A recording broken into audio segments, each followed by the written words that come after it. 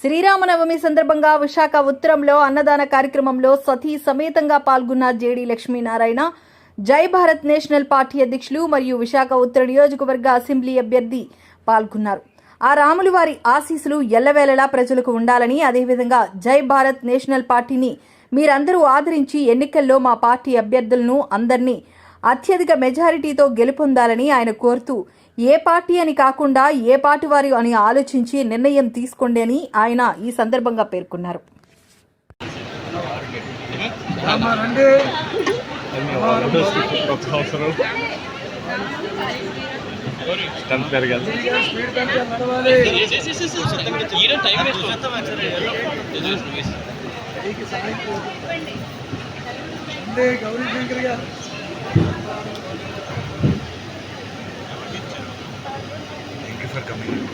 చాలా ప్రోగ్రామ్స్ పొద్దున్న నుంచి